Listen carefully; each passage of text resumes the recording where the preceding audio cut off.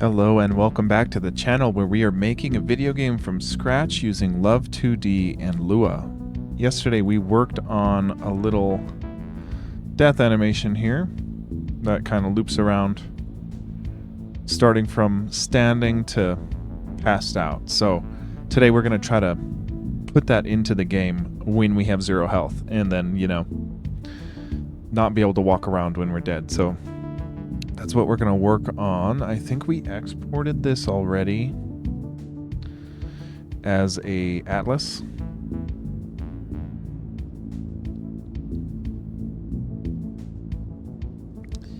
Oy.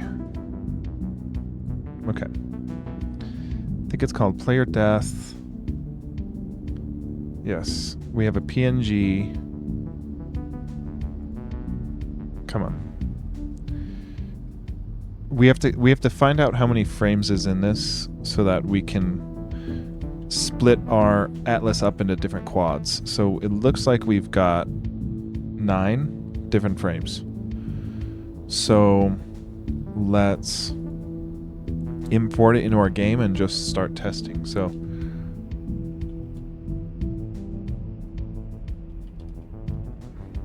we'll import it here in our global graphics thing, our global textures table here. So let's do, this will be player death. I've been putting knockout just so I don't have like the word death in there. I don't know if that's a big deal or not.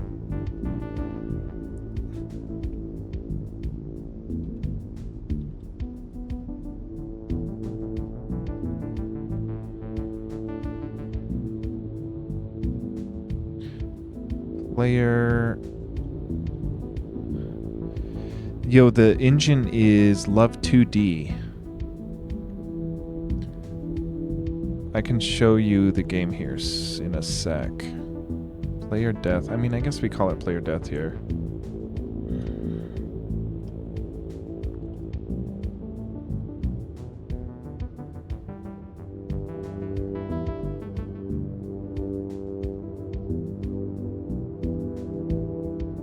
Yeah, here, I'll show you the engine here real quick. So we're doing it at Game Boy resolution, so the scale that you see here is virtually scaled, but all the math and everything is done on a Game Boy resolution of 140, whatever the Game Boy resolution is, 144 by 120 or something like that. And we've got a little dungeon here that we can fall into chasms, and then we've got some bats that fly out, and then we got spell casting abilities, and the bats also attack us, and they can knock us into chasms here. So we need a death animation because right now if we have no health we don't even die, so we're getting that today hopefully.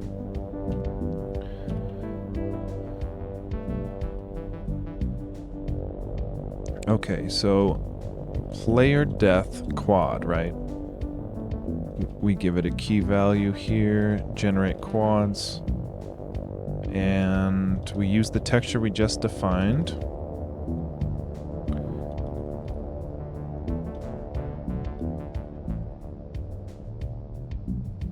And then we need to put in the width and height of the atlas tile size. So I guess we don't need to tell it how many frames we have. It just kind of, our generate quads function kind of splits it out for us. Okay, so now we've got quads and an animation for it. So we need to add to our entity defs that our player has a dot animations of this falling animation. So we need to do that entity def. Where is it?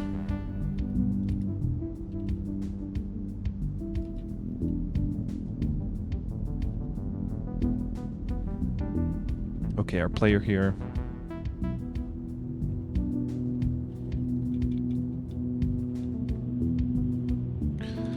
So we need a death key for an animation. We'll set its current... oh, here's where we put how many frames it's got. So it's 9 frames. Interval will be... let's test it out at something like 0.4 maybe? I don't know.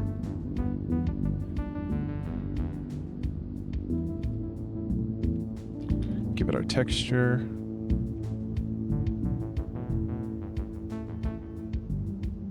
Jimmy just fell.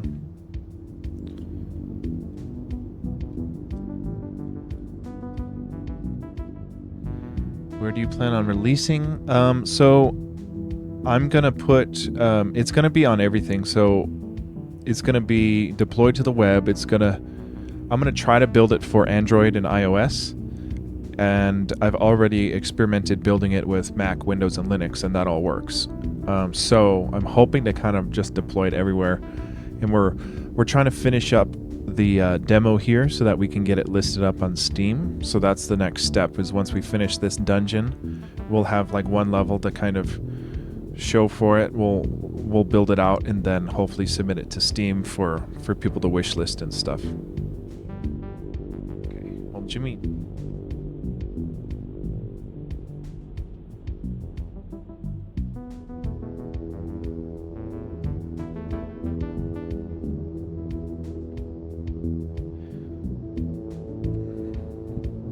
It does not run on Game Boy hardware. It's just mimicking it. Yeah. There were some tools I found that you can make games with actually on Game Boy, but I just didn't like that it kind of did a lot of the stuff for you. If I were to do it, I want to kind of do the assembly to figure that out, but I just figured that this would be a better learning experience for me to kind of build it in this engine because I had less tools than the drag and drop that Game Boy, I forget what it's called, Game Boy, there's a Game Boy kit, like, yeah, I don't know, it's like a drag and drop where it can export a ROM.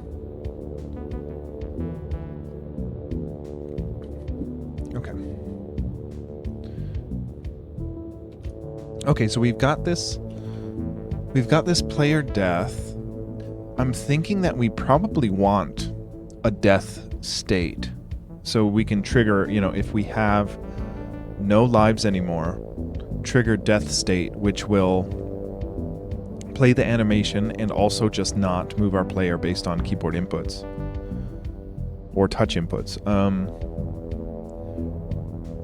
The only thing I'm thinking is tricky there is if we fall into a chasm, what do we do? Do we kind of respawn and then play the death animation, or do we just count us dead once we fall into the chasm and lose our last health?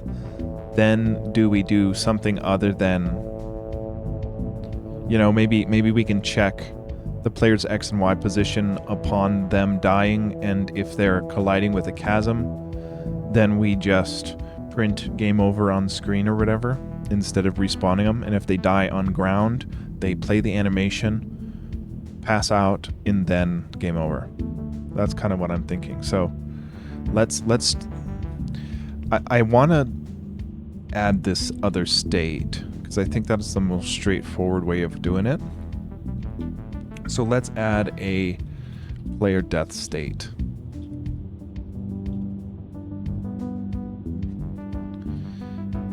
And let's see.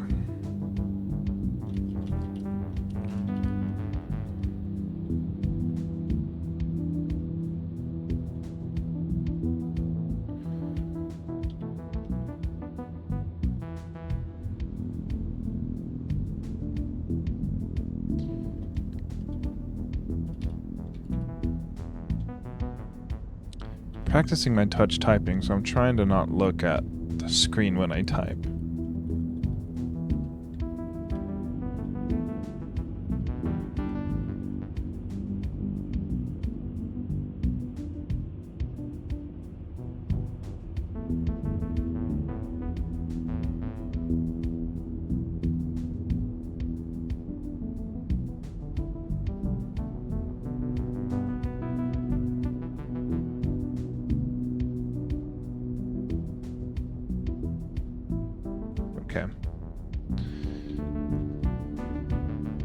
Now we need to pass along the player, right? Or I guess this state will kind of exist on the player. So let's take a look at how we did it for the walk state. Okay, we do take in the player in the scene.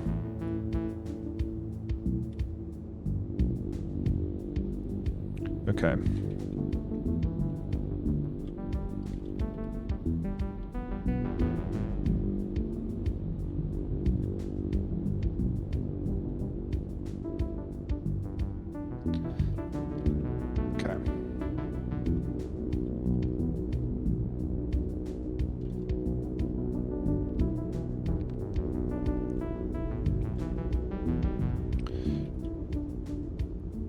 We would need to go into our animations table and assign into it. How do we do it? With the create animations.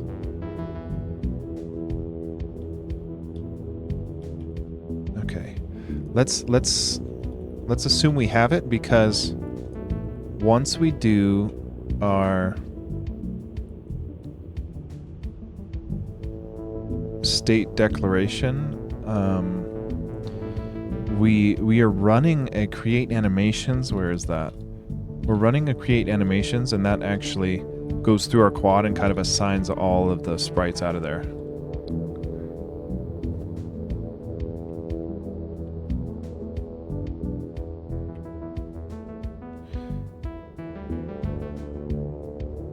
Right? No. Okay. So it looks like we do have to create animations, I think. But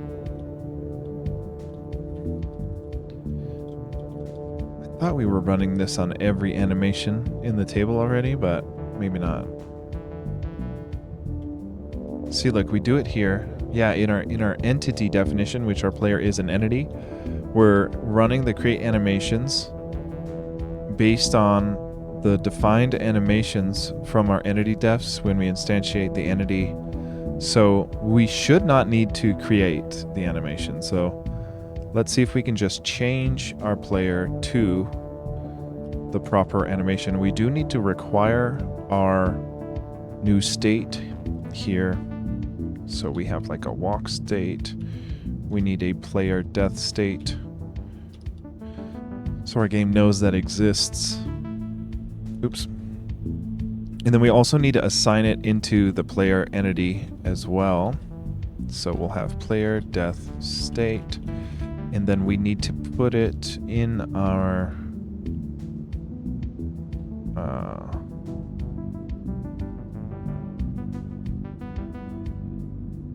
I think it is here.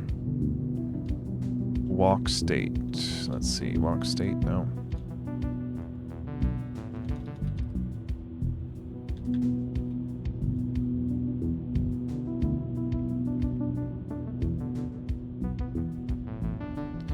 See, we're kind of assigning a state machine to change to, but I thought we were doing that in our declarations here.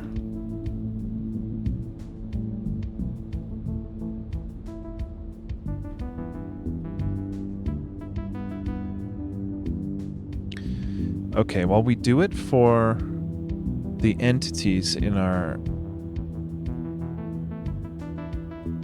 Yeah, we do it for NPCs and bad guys. But where do we do it for the player?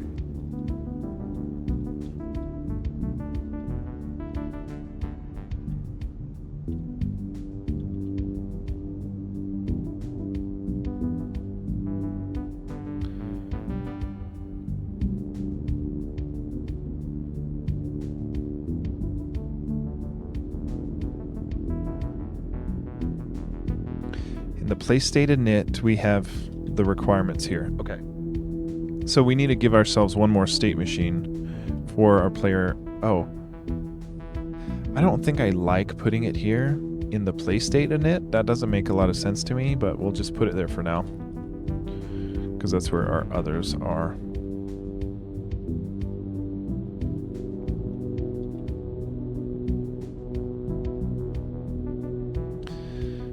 Okay.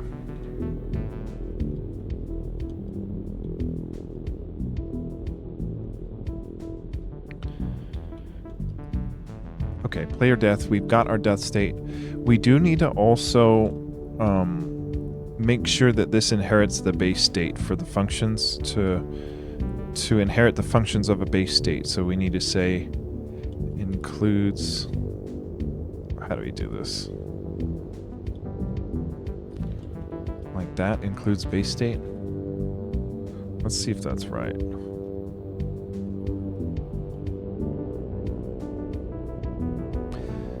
I ordered a KVM switch. Gosh, that took like 10 seconds for NeoVim to open. Hey, what up, Squinch? Hey, it's going good, I think. Yeah, I think. Where did Jimmy go? Jimmy crawled again. I'll be right back. Get Jimmy on cam.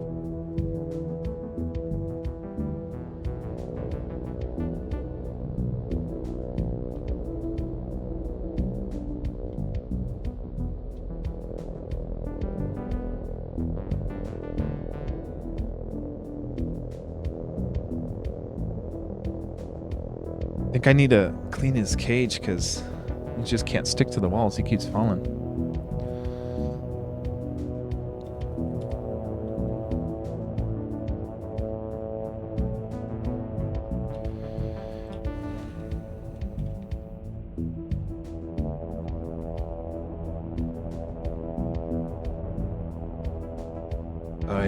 Okay, I'm trying to find the player base state. Yeah, __ includes equals base state. Yeah, we got it. Okay. Okay, so well,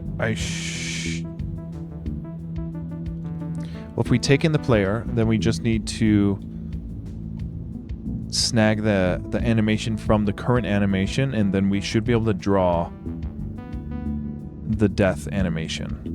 We'll be testing that. So let's see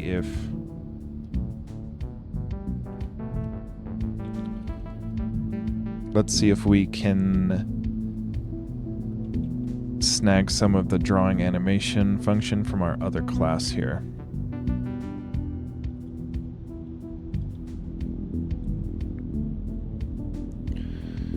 So we have this local anim variable that we snag the current animation. So we do need to change animation up in our init to player death, and then we can draw just the player. Oh, wait a second. Player walk state. Oh, this is jacked up. Oh, okay. No. This has to do with the rendering of... Yeah, this has to do with the rendering of our tunic and things equipped on top of our player. So we're kind of treating it like, instead of having a sprite sheet for every combination of outfit, we're kind of rendering the player first, and then his clothes, and then his equipped items on top.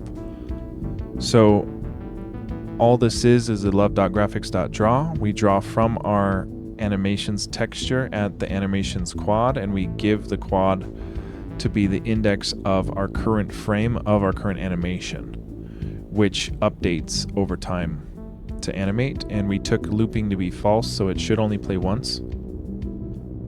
And then we need to change our animation, current animation, or change, how do we do it? It's self.player, change animation to the index of player death.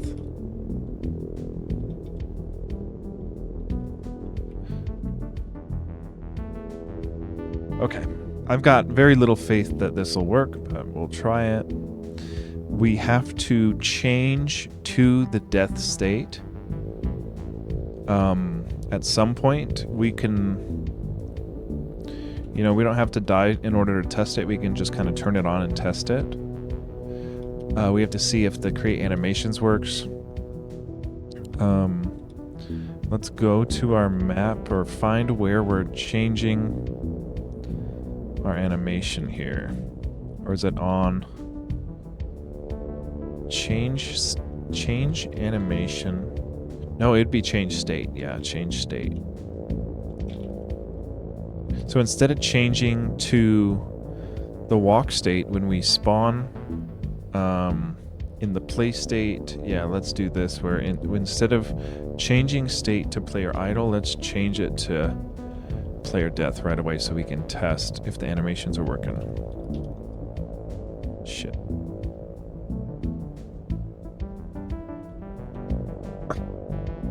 Okay,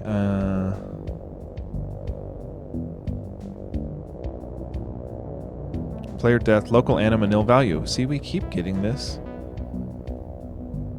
I think I'm not understanding something in terms of running that function in one state and being able to access it in another state. So anytime we change a state like that, we have to kind of recreate our animations, I think. So if we look at that line of code, it's just create animations and we give it the index of our entity definition, just like this. So if we go to our player death state init, we can say our .player.animations table is gonna get assigned a method run from our player. We run our create animations method and we pass it the player death animations, which is that three things we defined over here in our entity def. Where is that? This. So it knows what texture it does, and then any dot animations gets turned into a bunch of different quads updating over time. Shoot, man.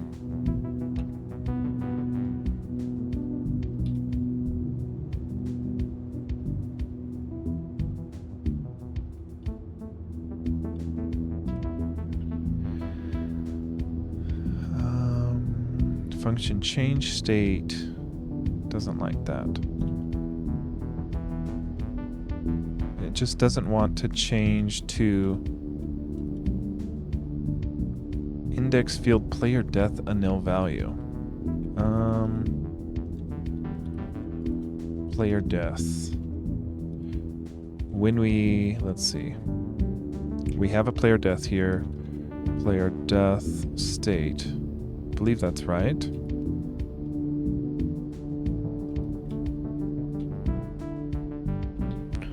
Yeah, player death state. We import it and we change it.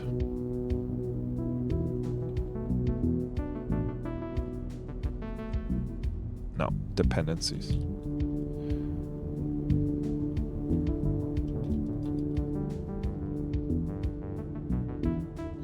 Yeah, we require it.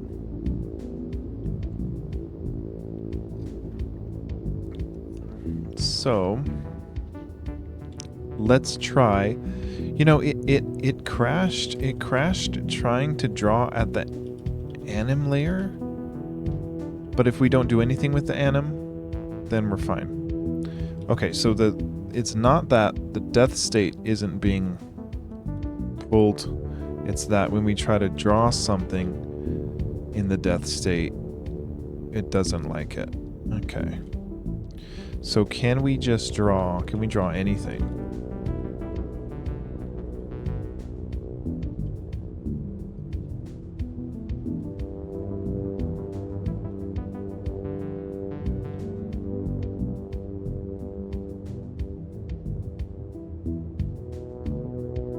We don't render it. Okay. So when we render our current state, why is this? Because we can't even print anything in that state once we change to it. So something's really off. Player death.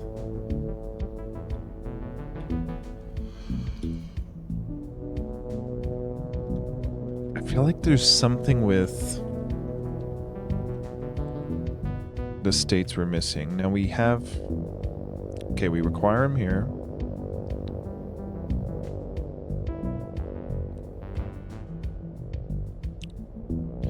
Yeah, function return player death state. Player death state. Okay. So as long as our player death... Well, yeah, as long as our states are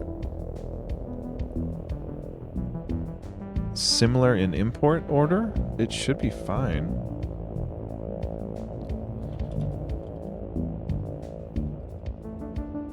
Yeah, we import them all here. So what's up?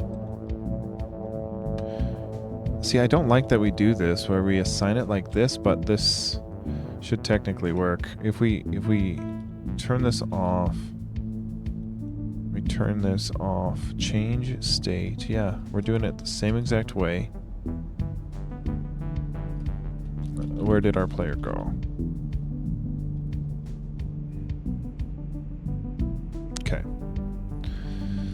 So it doesn't like when we try to change the player death. Now we have a player death key here.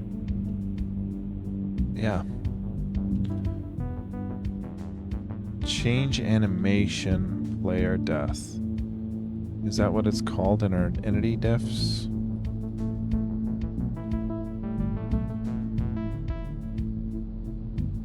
Just death.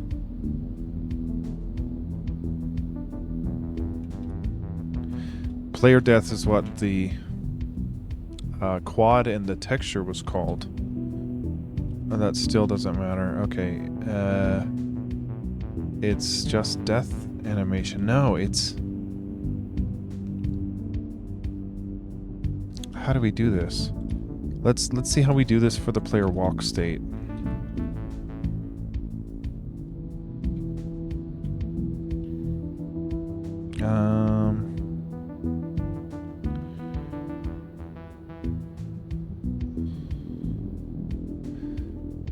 Change animation. Okay, that's not what we're trying to do. See, and why does the player walk state is fine not creating animations again, but any other class we give it, it doesn't like to change it.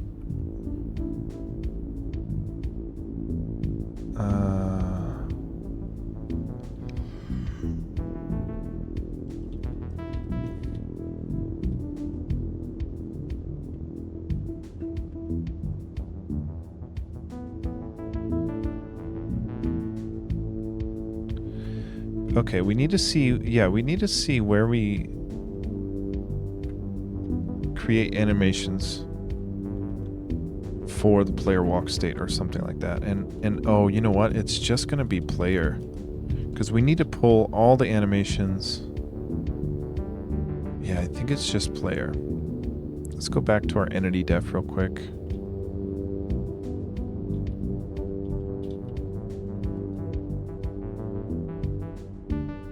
Really?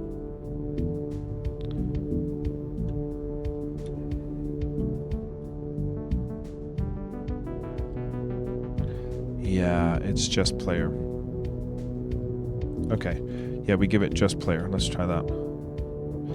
We give it just player, and then we say, let's snag the animation, and let's draw us at our own location.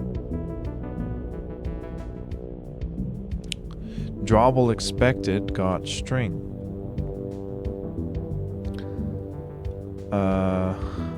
That's because of this. Okay. We're dead.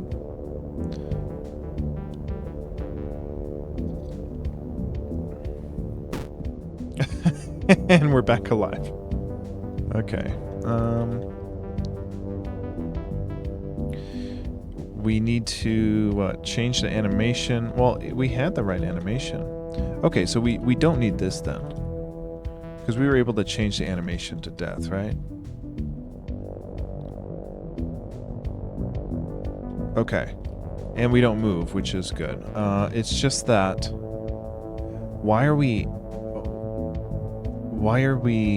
you know, we're not animating, we're just at the last frame, so we can try to, let's just set like a little timer here. Let's see if we don't change our animation until the timer reaches a couple seconds.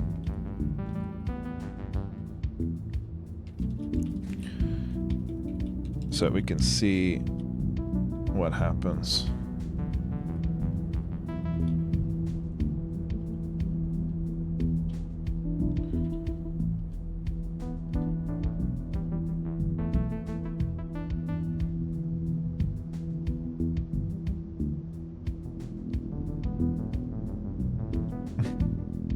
Really? Oh yeah, we can't draw. Okay, we can't draw anything if we don't have a current animation. So let's change our animation to player idle for first. Is it called idle down like that? Okay, idle and then 2 seconds and then dead. Okay, so we're not animating. So I have a feeling that is in...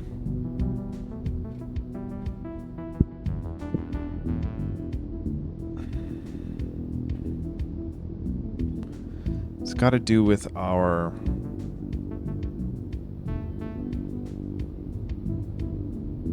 Not our entity def. But maybe when we... Like, where do we say looping? Oh, I guess it is an entity def.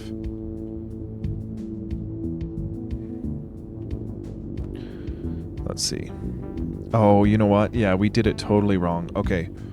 9 is the frame of the last death knockout. So we have to give it all the frames.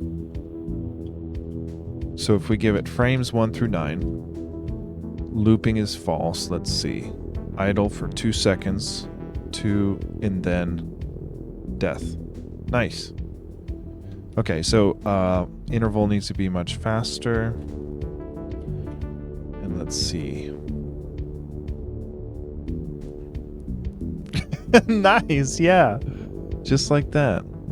Now we need to not awaken when we get murdered, right? So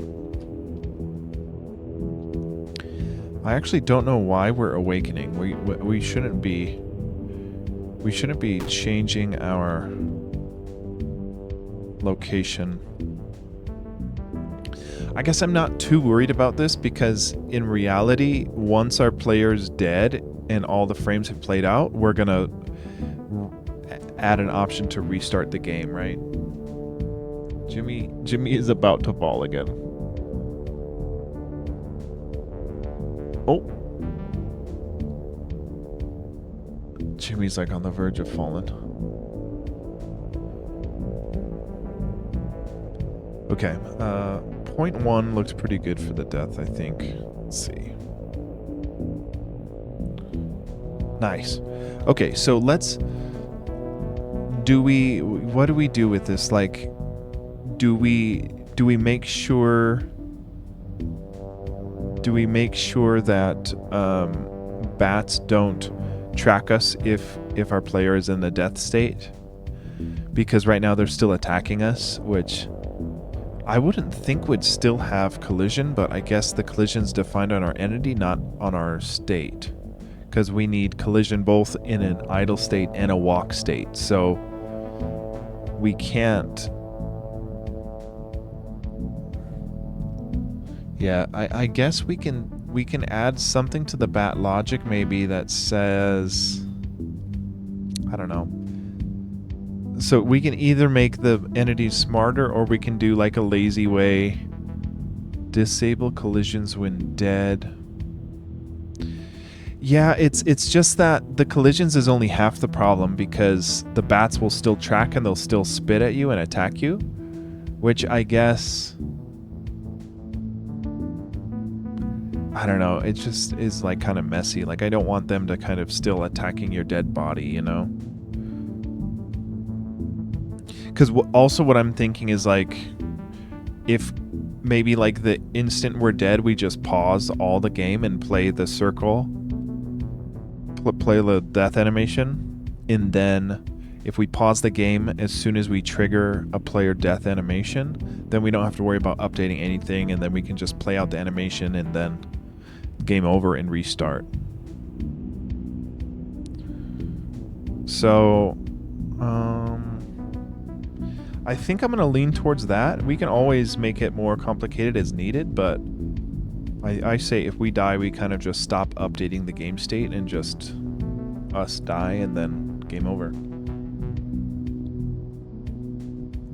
Jimmy is like Mission Impossible right now. She's about to climb upside down.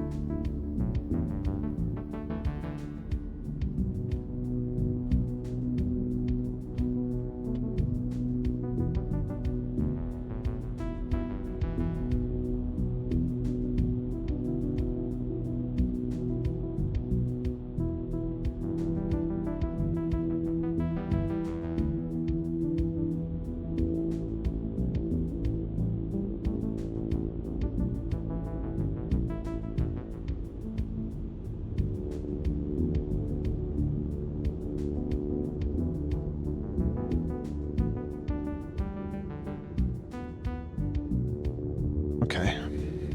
So yeah, I think we'll go with that. I think for now, we'll just do, once we die, we pause the game, we'll play the animation, and then give a game over and restart option.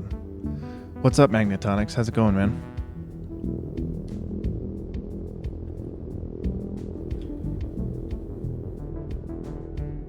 So yeah, instead of changing our state right off the bat in our play state, we're gonna listen for, well, I guess for right now we'll leave it off and we'll get the death stuff working. Yo, hey, Salto, thank you for the raid, man. Thank you. Hey, welcome in. I was chilling up in Salto's stream earlier today. It was awesome. Oh, hold on. Before I forget, I gotta give a shout out. I always forget.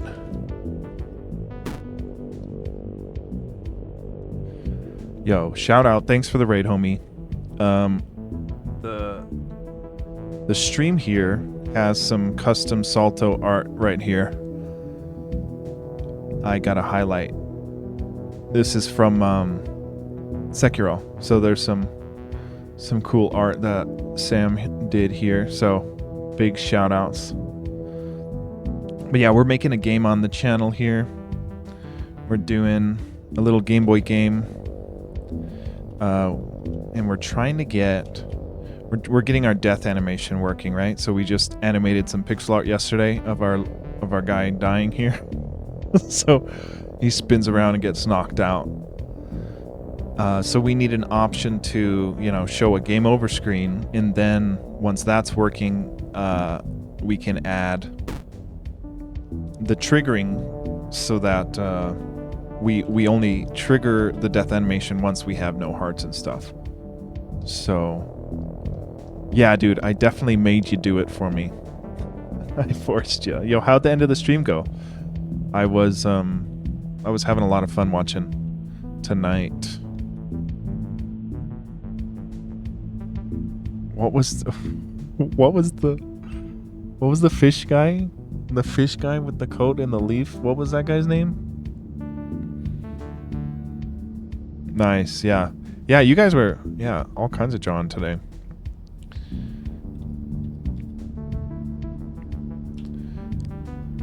Okay, so I think we kind of need like a new... We need a new like global toggle for our play state, right? So like we want to be able to say,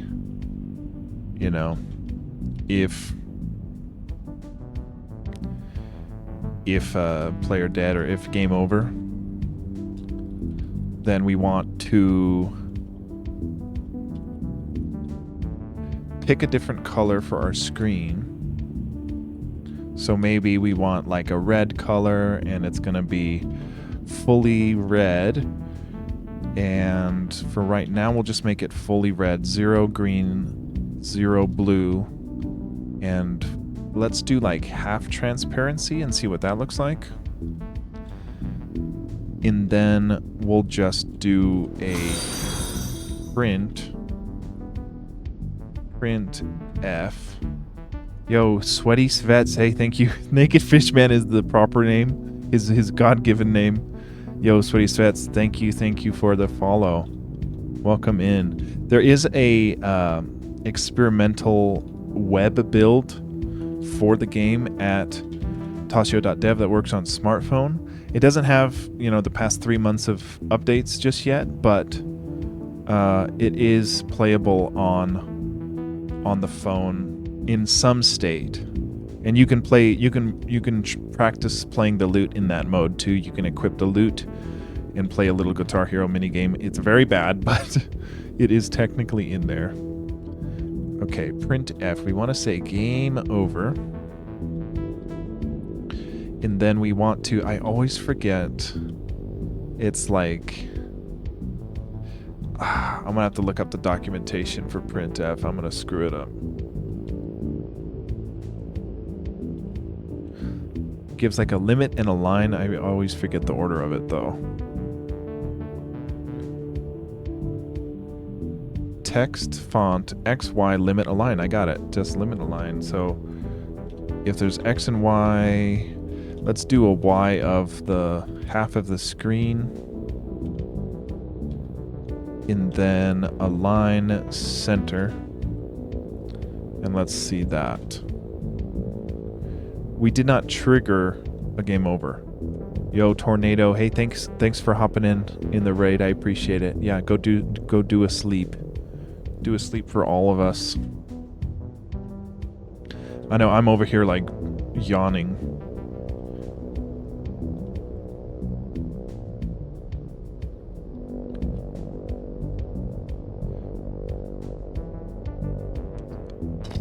Okay, and then Salto, I've got another commission idea in mind. If you're down for it, I'll reach out to you and see. I know you're busy and stuff, but I'll talk to you about it, see if you're into it. X, Y, limit align. What is it missing? Limit align. Oh, we need to give it a limit. So the limit will be the width of our screen. So we'll go virtual width, and then the align is the center. See, this is why I always screw this part up. Yo, thank you for the follow, Tornado. I appreciate it. Have a good sleeps. Oh, look at our game over. Yes. Okay. So this was not what I wanted to do. What I wanted to do was a clear. And then we can have... I like to do... Well, we'll see. We'll see. Let's see. This should be red background and then white text. Okay, cool. But it is not transparent. So I've done this before. In order to do this, we need to set the color to this transparent color. And then we can draw a rectangle with that color, and then we'll be able to see behind it. So we can say rectangle here. And it's going to have a type of fill. It's going to be drawn at the top left corner. It's going to be as big, as wide as our screen, and as tall as our screen. And we set the color. Then we need to set the color to white so we can see the game over text instead of rendering red on red. So we'll just say white here, and then try it. I spelled love wrong.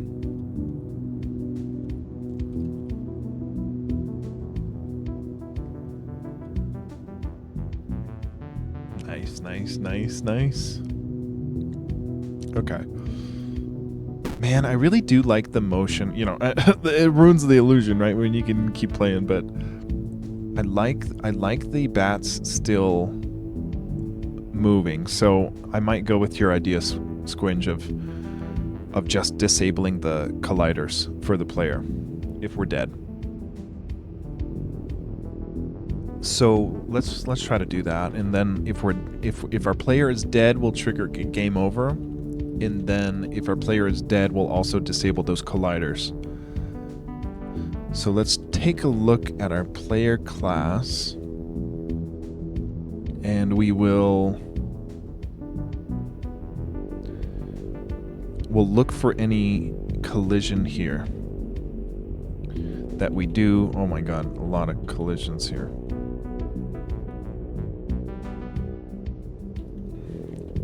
Okay, so see, this is tough because we're kind of doing collisions based on entities, and our player is an entity. But so where are we doing the? Where at least are we doing the enemy to player collisions?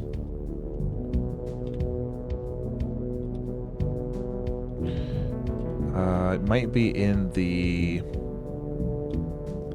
bad attack state.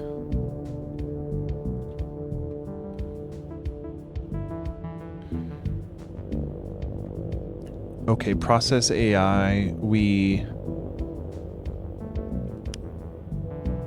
No, it isn't here. Okay, it might be in our play state. I should know this. Where is our collide with enemies, like spitballs from our bats?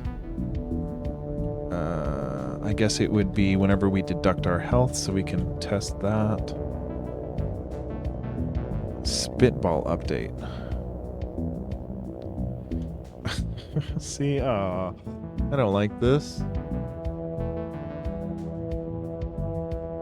Okay, well, we're doing this. Let's do... And our player would have to be alive. So we can say dead, if not dead, right? And not dead. And then for right now, we can say... that's just the spitball, though. That doesn't... Yeah, it's almost like there's got to be a better way to do this, because if we have to move, we have to add this to our logic for our spitball, but then we'd have to add it to our logic to our bats, then we'd have to add it to the logic of our geckos. So it'd be nicer to just add it to our player itself, but we don't have anything, because like we're directly manipulating our player in the spitball class. So like I think that's a shortcoming of my programming, that I'm manipulating this in a class other than itself.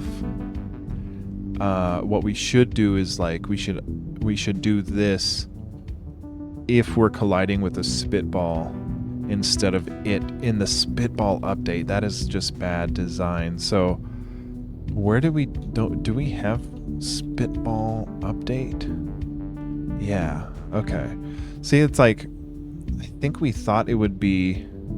Oh, even that's in the spitball class.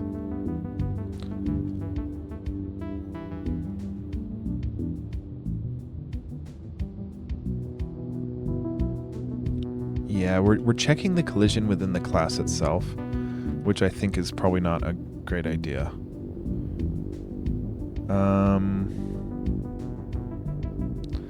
Because anytime we update this, we're updating our one and only player. So we need to find a way to trigger... We either need to overwrite... We can overwrite our DX and DY position if we're dead. That's one way of doing it. But then we also have damage flashing and hit sounds and stuff that we'd also have to disable, which just gets trickier. So, and sounds are different than the booleans that we can reset the boolean at the end of our update loop, and that's fine, but we can't unplay a sound that we played when it detected the hit, right? So, because like this, we say play the sound. So I don't like this. We have to figure out a better way of doing this. Because we just can't take these collisions when we're dead.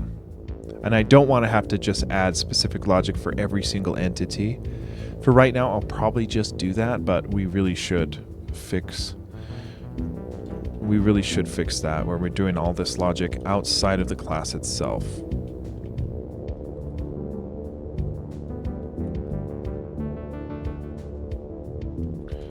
So if not dead, we'll do all that knockback stuff.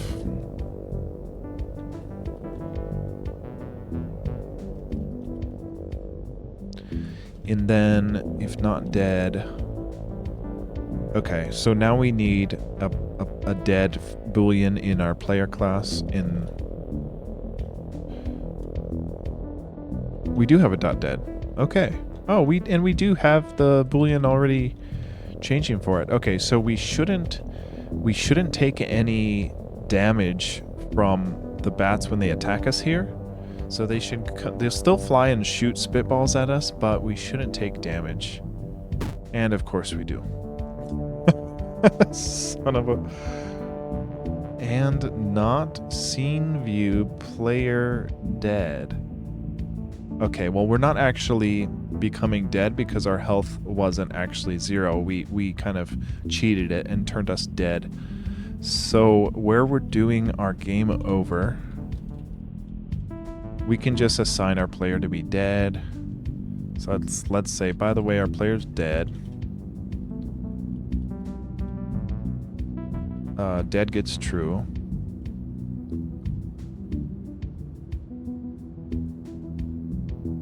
And then let's also for now, yeah, let's see for now if the spitballs are colliding with us.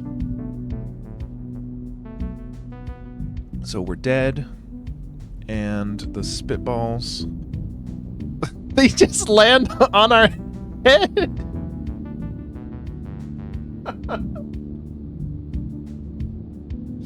They literally just spit on our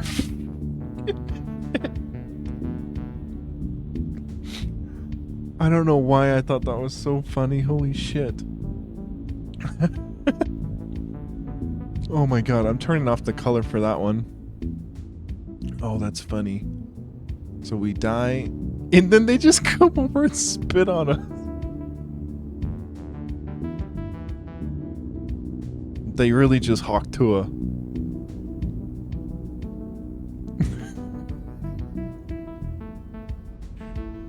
Oh man, insult to injury, right, man? He's already dead.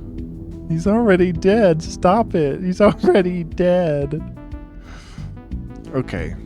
Holy shit, that's funny. We gotta keep that, right? Like, imagine, yeah, that's the game over screen. Is this them spitting on you? Oh shoot. He touched us. He touched us. That was the bat entity to player, so like that really ruins the illusion, right? That was our bat entity collision. So wherever we're doing this knockback, holy crap, that was funny. Entity knockback here. Fire spell collides. Every time I look at this, I'm like, who's responsible for coding this? And I am always guilty. Fire spell collides, that's for the bat entities. Okay, if...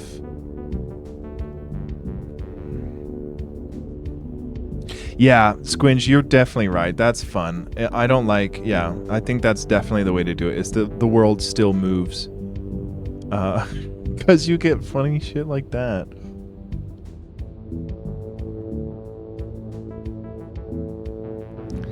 Yeah, I feel like one of these days, very soon, I'm gonna go through all the code and just leave better comments for us to search through, because it's like, I'm trying to think where we even put the entity to bat knockback, and I don't know if it's in the play state or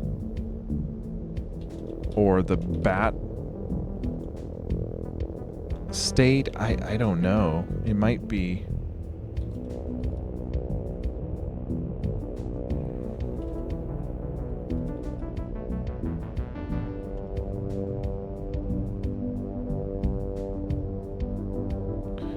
Okay, top collides with a map object ND player to entity collision. So this is probably it. Okay. Okay. So we'll do this where we'll also just... I guess we can just wrap it if this... If not dead, then go ahead and do all the collision.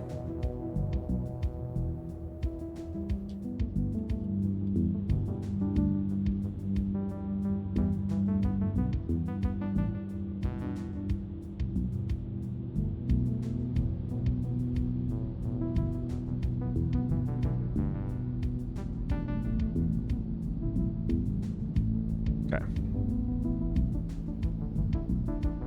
Yeah. Well, I mean, you know, that's all part of the process, right, Magnetonics? Like, you know, we're figuring it out, you know, and you only learn through trial and error. So it's like I'm seeing the error of my ways more and more as I design things. And that's just a muscle that gets built with more and more experience.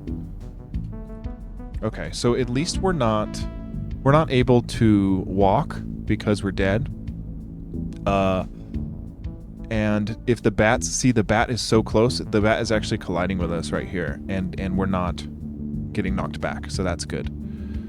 I don't know why the bat is still creeping closer and closer, but at least it's not colliding. So now we can trigger this dead only if our hearts are a certain thing. You know, if our hearts are equal to 0, then we trigger this death animation. But the trickier thing is that we have these chasms. So if we die by falling in a chasm, we have to make the decision, do we well, I'm still changing to death.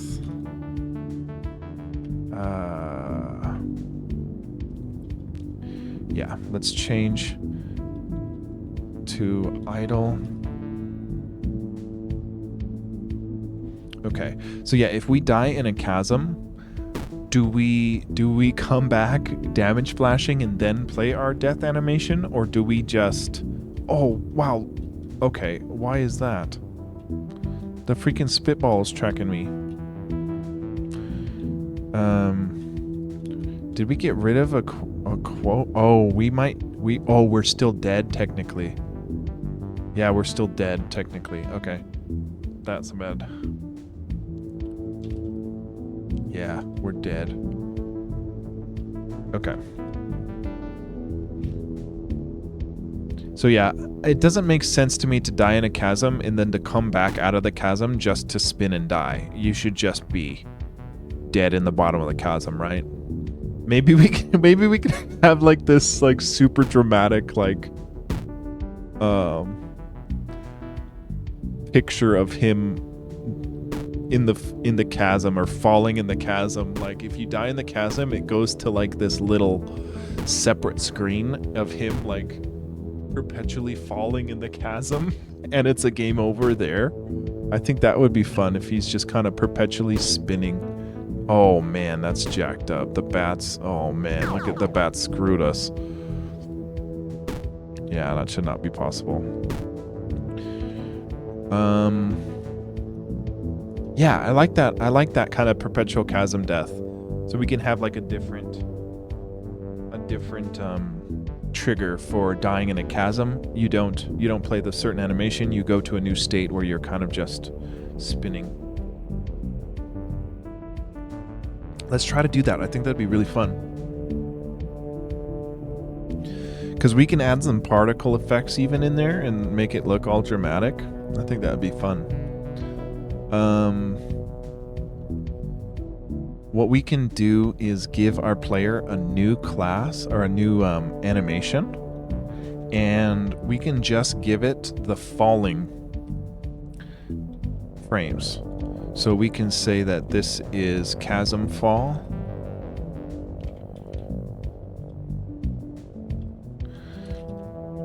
And it's not frame 1 and it's not frame 9.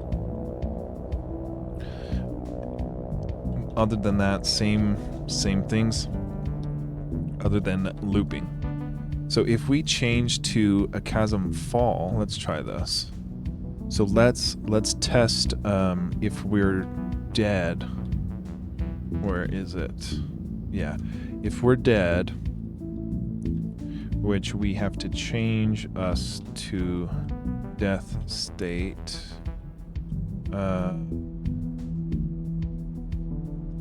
Where is it? Right here. So we'll become dead just to test this out. And then we'll also... How would we... I guess if we set... Because this is in the play state, so if we put this... I want to say if we put this before we render our player, then we can have that kind of illusion of him falling into a chasm. So if our player render... Oh my god, we gotta clean this up. Jesus.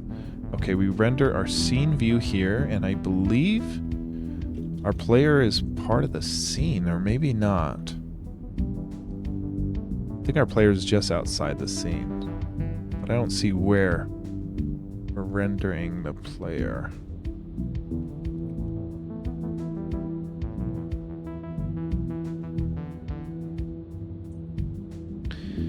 Okay, it might be in the scene. So let's try this. Let's try to put our game over before our scene render, or yeah.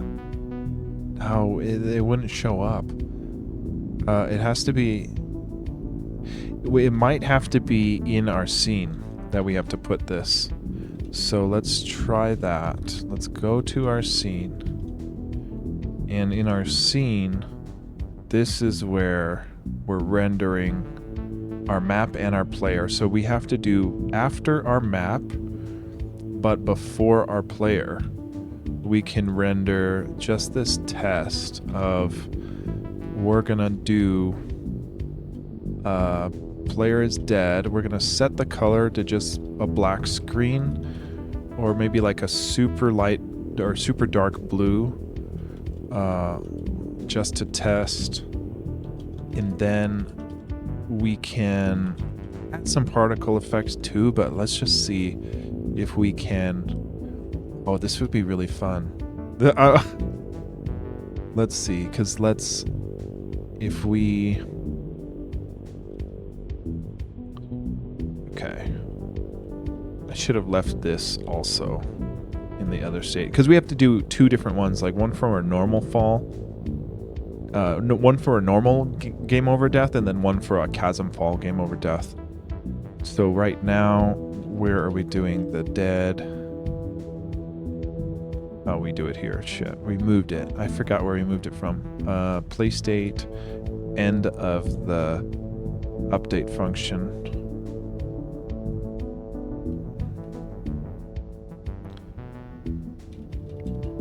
No, I think it was right here. Yeah, it was right here. Okay, for right now, we'll leave this off. But let's test the chasm fall looping animation. So we need to change our animation to the chasm fall. So if for right now we just have that death state, we might need another, well, we can give our death state an option. You know, either it's going to be the death, or it's going to be the chasm fall, I believe it's called. Yeah, let's do this. Chasm fall, yeah. So let's do that. Chasm fall. Okay, let's see if we chasm fall. 2 seconds.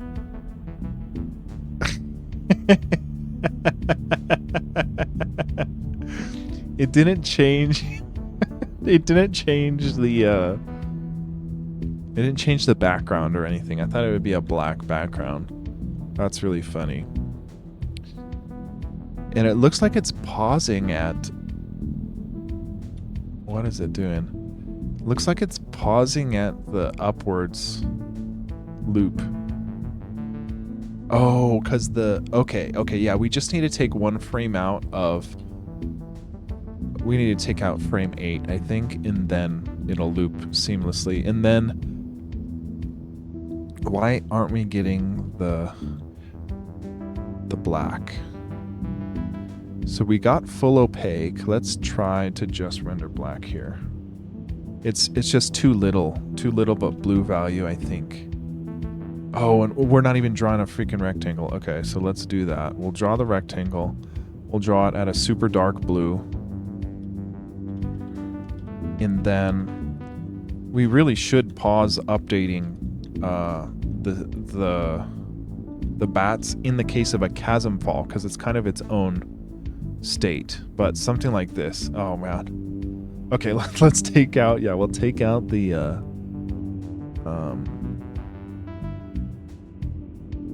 yeah, we need a whole nother state for the chasm fall for sure, because we don't want to have to deal with all this junk. Let's just get our entity def working again, and then yeah, let's take out frame 8 of the chasm fall, and then it should be smooth looping.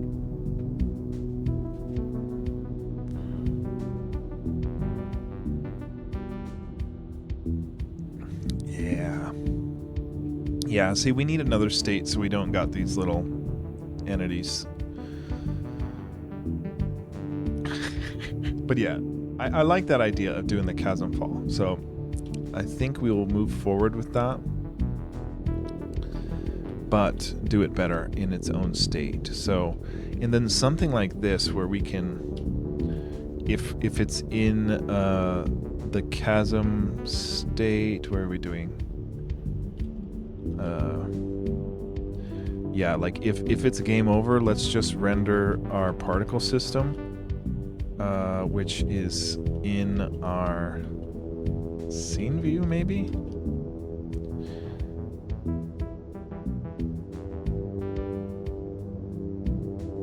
No.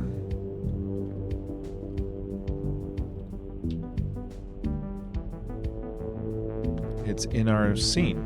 Yeah. Yeah, it should be in our scene view. We're just not updating it. Yeah, let's update our range system.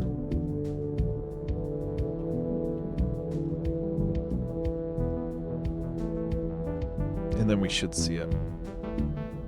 Yeah, so like something dramatic like this, right? Where like we're falling into like, we'll make better art than just blue screen, but just for an idea, like we fall into the chasm, we can tween to the center of the screen, or like, you know, we fall into the chasm. If we die when we're in the chasm, we can go to this other state where we're falling in the middle, and then there's like just an endless vortex beneath us, and then it's a game over, and it's like a I don't know what you call it, just like a special death animation, you know? It's just like a unique death animation if you die in a chasm, which I think would be fun. And it's just like tragic and funny, like. Yeah, I like that. I like that. Yeah. I think that is very cool.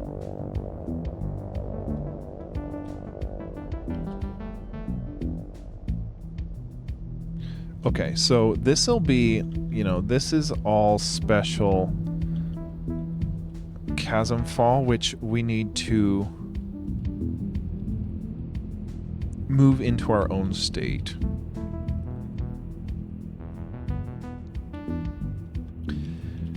And then for right now, we'll just comment this out. Let's just get our traditional game over working, and then we'll call it a night. So we'll find our other game over.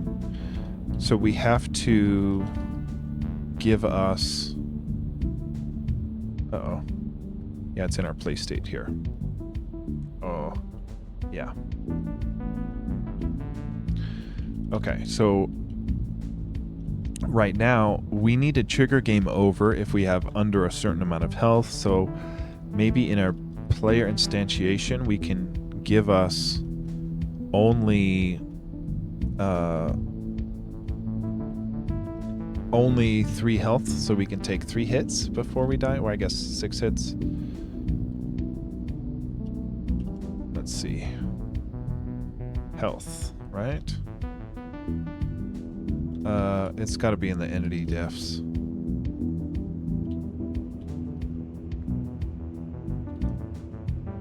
Really? Yeah, we don't pass it here. Play state, yeah.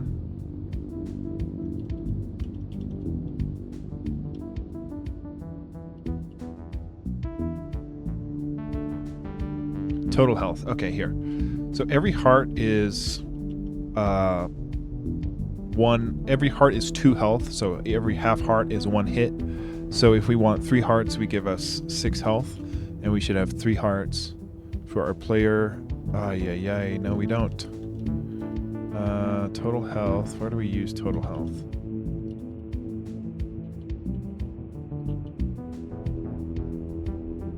We don't use it anywhere, so it's defined differently. We don't pass it in here. Okay, so where are we rendering our hearts? Really?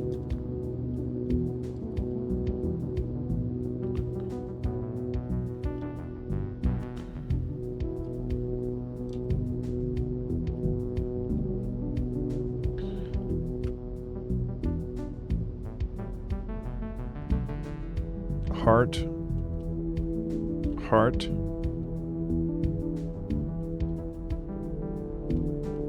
This is so weird. We're rendering our hearts based on what? A heart row.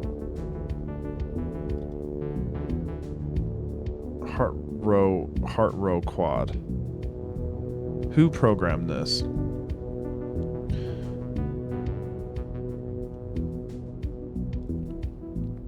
So what the hell is heart row quad?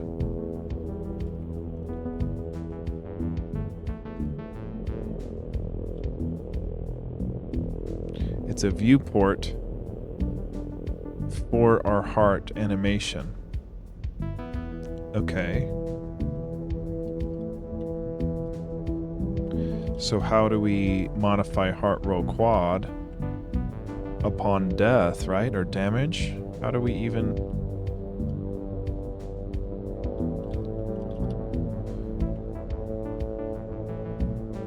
Update hearts is changing heart difference.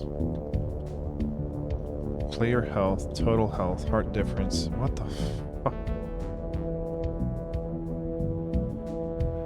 Okay. So why is it that our total health... Yeah, so total health, that's the thing we try to change, didn't we?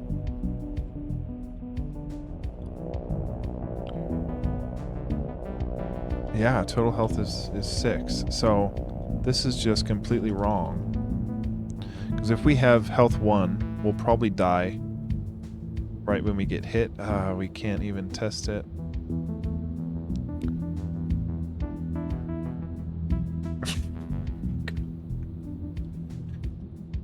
Oh man, okay. We need to stop being dead, first of all.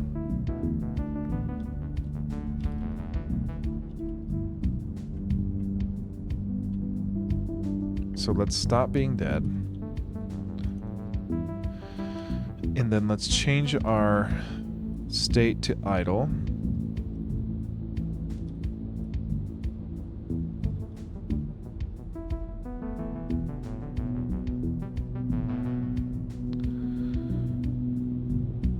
Okay.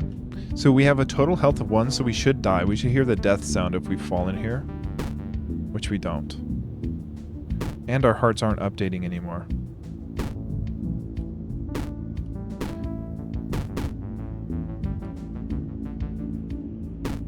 Okay.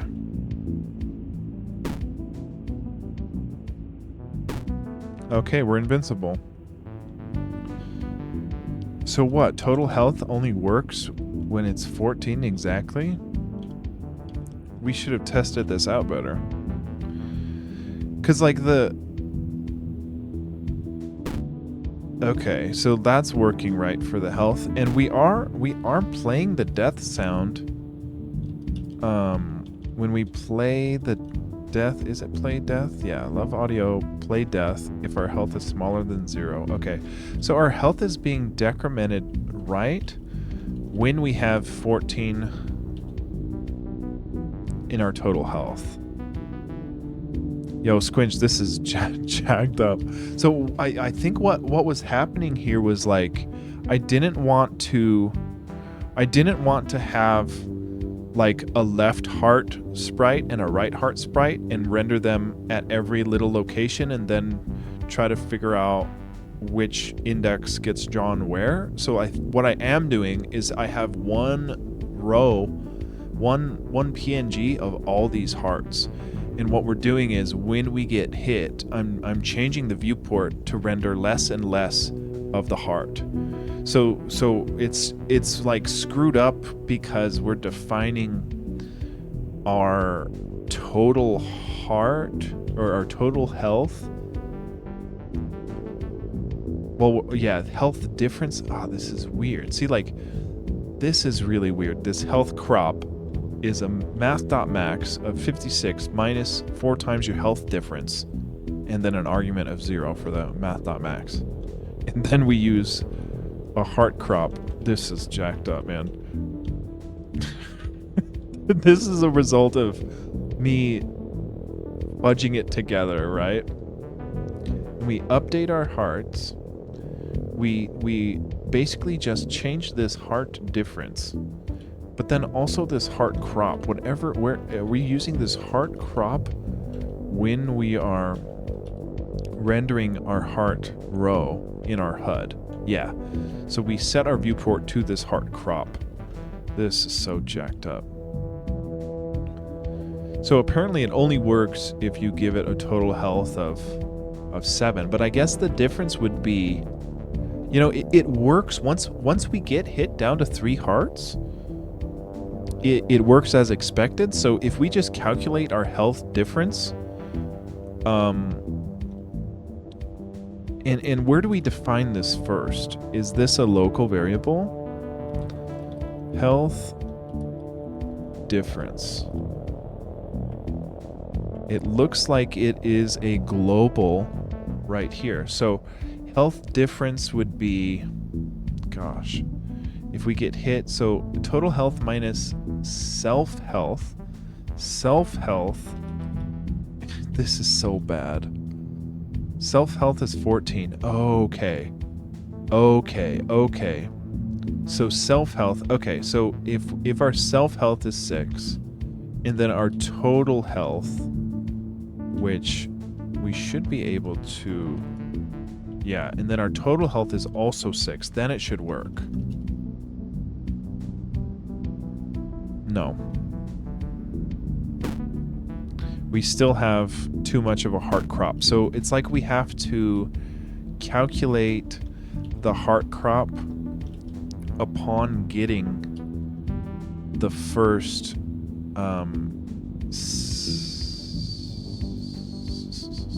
self-health. Yeah, let's try to do this. Oh god.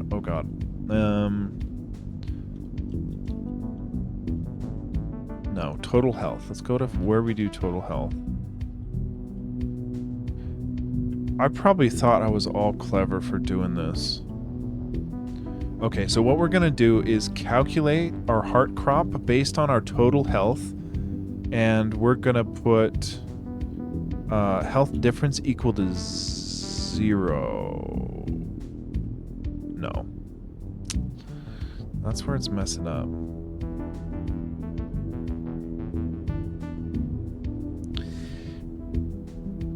Yeah, that was the idea, I think. So self-health is how much the player has, how many hits the player can take. But then total health was like, for each half heart, a total health is like a whole bar of hearts. So total health, I guess, so I guess total health would be 14 because it's 7 hearts. And then we're going to set our health to our player's health, which isn't defined here, but let's say it's 6. Then we'll get the right heart difference for the heart crop. There we go. There's our 3 hearts. Yeah, good call, Squinch. It was the total health that was needing to be 14 still. Okay, so we got our 3 hearts. Let's see if we trigger the... Well, I don't think we... Yeah. So we aren't doing...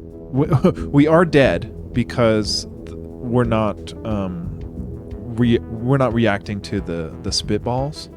So we are dead, so what we can do is, and I don't like, this shouldn't be defined here. I'm gonna leave a big, like,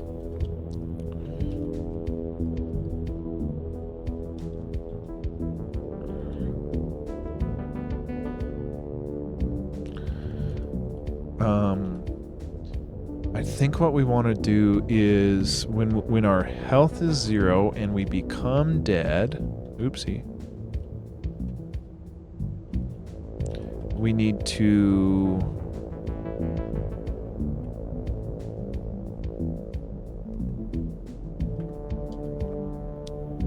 okay, so we become dead, but we also need to change our animation. So, our player is the self, so we will need to change state, actually. Change state into death if we're dead. So let's try that. So we've got 3 hearts.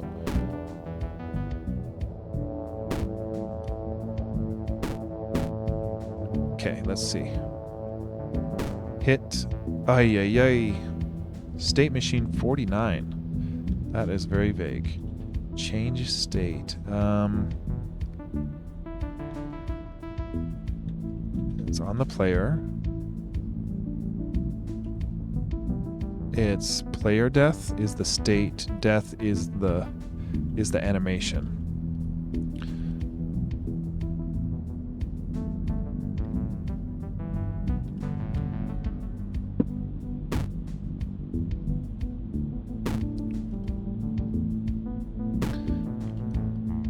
Yeah, I should give us 1 heart to test this shit. Okay. All right. It. Damn it. Yeah, that's not it. This is not it, man. I didn't say change. Oh, okay. No, that makes sense. It is like that. Because we were testing the death state with a chasm fall, not a death. Yeah, we should call it knockout or something. Okay, let's change our total hearts. So for this nasty we lift, yo, we have I did not think I had another comment that said nasty. That's funny. Okay, let's give us just 2 hearts. And then we have to go to our player class and give us 2 hearts too.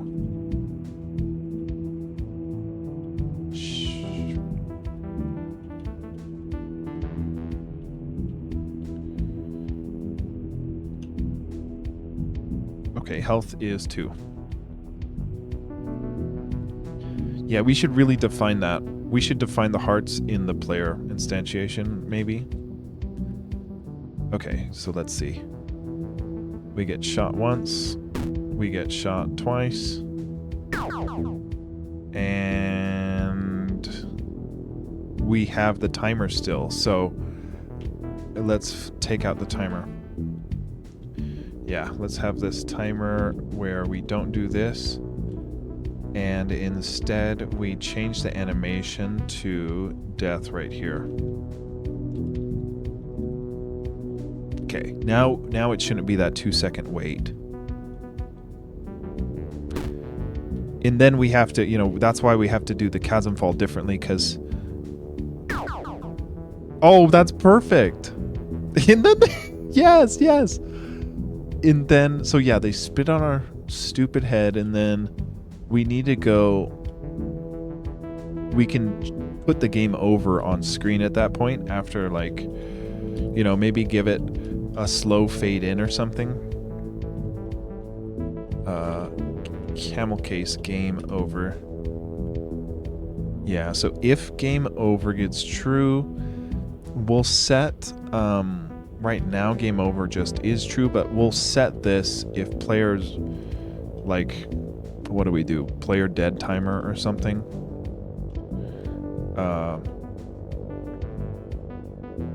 We can say if our player's dead timer is greater than 2 seconds, then we want to set game over to true.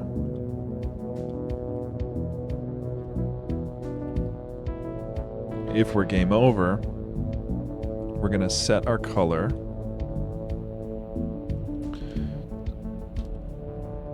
to red. And then we're going to draw a rectangle to flush the color. I'm going to give it a Y of a little higher. Well, no, how does that work? X, Y, limit align. Yeah, let's do, I don't know, minus 20 pixels higher. I don't know. It's probably too much. Let's do 10. And then we'll set the color for our game over and then draw it. Oh, and this is the one I want, -10. Game over, X, Y, X, Y. Okay, yeah, we want to go like 10 pixels higher on this. With limit align. Yeah, with the center. Okay. So now we just need to increment this death timer if we're dead. So if we're dead,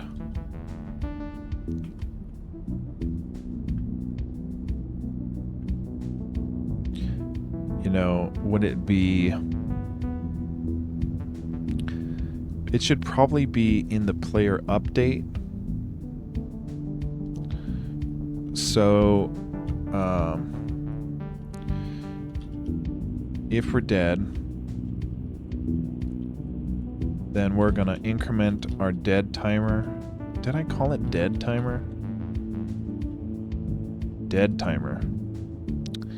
Should be called death timer. I don't know. Fucking whatever. Dead timer gets updated by our delta time. If we're dead, dead timer gets delta time. Now we need to initialize our dead timer to 0. And then we can see, yeah, it should. So if we're dead, we start counting a dead timer. Then if our dead timer is greater than 2, we're game over. And if we're game over, we're going to fill that screen and render game over. So let's see. Let's see here. Okay. One more hit and we should be dead. So let's see. Nice. Okay. I mean, that worked. It wasn't the right opacity, so let's do 120 for the opacity and test it there. Game over looked fairly center.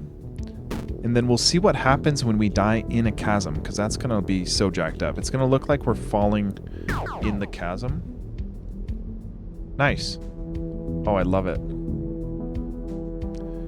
Yeah. That's awesome. That's awesome. Then we'd have like a retry, right? Like a retry or go quit to title screen. So like play again or title screen. And then what did I just say we needed to do? Oh, test it. When we die in the chasm, what happens? Well, actually, that's not all too bad. You know, that's at least it doesn't like crap out in the chasm. So I kind of like that. I do think we'll change it to do the special chasm fall, but at least for right now, it doesn't look all that awful. So I think tomorrow we're going to work on a chasm fall state where if you die in a chasm, it'll trigger a special animation, and then we'll get the retry or quit to title screen going, which then leads us into developing the title screen for the game, which will be fun. I already made the music for that on my synth. I don't know if it's going to be the final one, but it's probably going to be the demo music for it, so that should be fun. And then we have to design our first dungeon here. Now that we've got chasms working, we've got deaths, we've got pushable crates, we've got destructible crates, we've got coins, we've got treasure chests, we've got bats, and gecko entities. So we should be able to design a whole level in the dungeon, and we have the what do I call it? Dialogue system for the NPCs. So like we can read signs and we can talk to NPCs. So with all of that info, we can make our level for the demo finally, you know. So we've got these pushables, which we can destroy with our spell casting, and then get the coin sort of deal. And then yeah, we'll have to we're close. Yeah, we're close to finishing the demo in a lot of ways. Like there's still a lot of design left, but a lot of the programming is really close to done. Because we set ourselves up for success with drawing the maps and the collidables. Like that's really easy to iterate, so that's not going to be the hard part. What we've done is the hard part. So the design should go faster than the programming.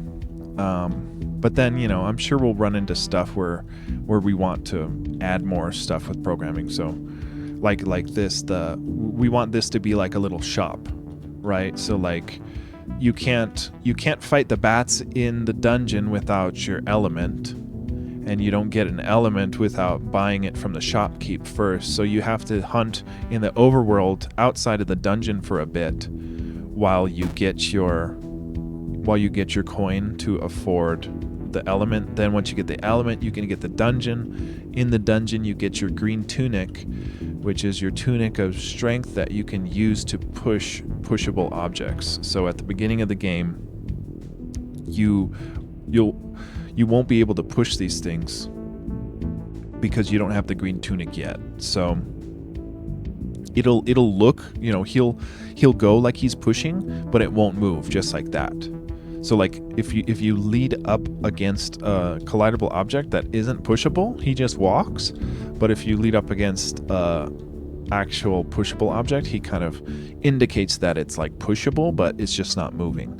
So once you get the green tunic in the dungeon, it'll say something like, "Ooh, with this newly acquired strength, you have the ability to push objects out of the way." And then once you work your way through the other side of the dungeon, that's where we have this little pathway. Not like this is just another test, but we'll have like a little pathway that you can push a boulder out of the way, and it'll unlock the other biome, like the ice biome for the ice mountain up here, and that'll be the end of the demo, is you getting to the first like major biome. So that's, yeah, so I think tomorrow is going to be, we'll get the game over finished, or at least in a better state for the chasm fall. Even though I don't hate it right now, we aren't rendering our tunic color over our death animation, so we do need to fix that. That's a minor thing though, because especially for the demo, you won't have the other tunic.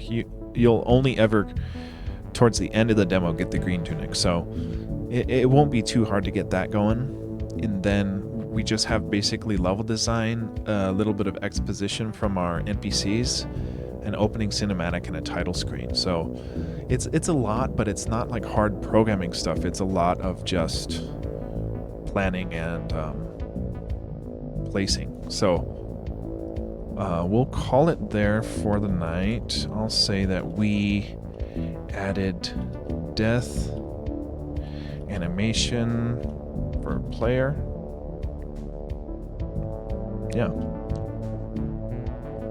Yeah, we added the whole death state. 113 insertions. Wow, I should have checked our git diff before we committed that. I'll check though. I'll check and make sure I didn't do anything crazy. Let's run the credits and we'll call it a night. We'll find someone to raid here. Thanks to all our accredited supporters for supporting the game. Let's see. Looks like Hypnotic is playing a game. None of my programming homies are streaming.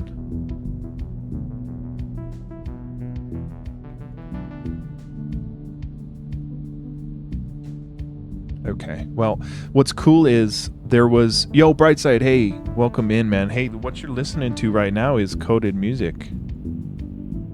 So this is the Sonic Pi right here. Yeah, this is called Sonic Pi Squinch. Sorry, I missed that. yeah, so this is I push it to my Git repo. So if you want to check out the music here, I'll share the link.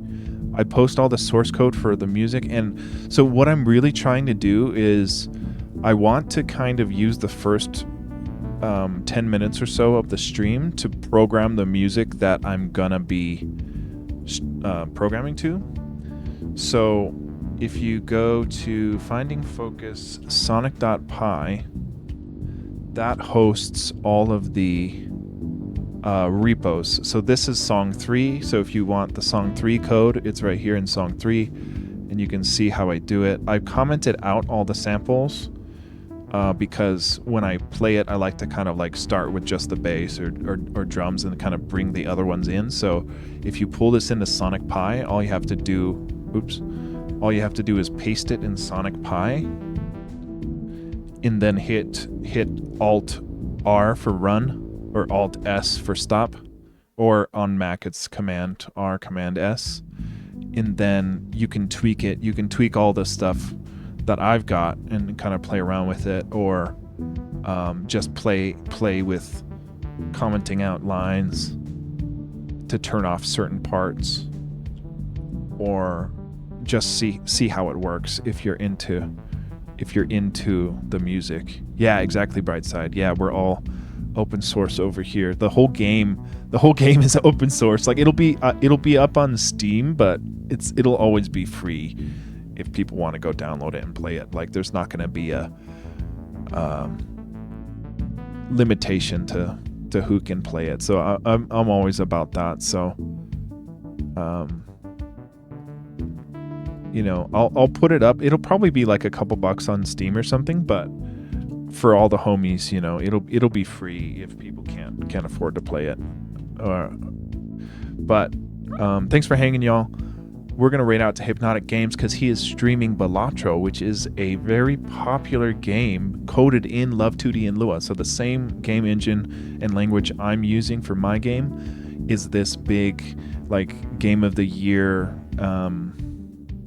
quality game that everyone's been liking. So it'll be cool to rate him and see what's up. Thanks for hanging, y'all. Hope y'all have a great night, and I'll catch you later.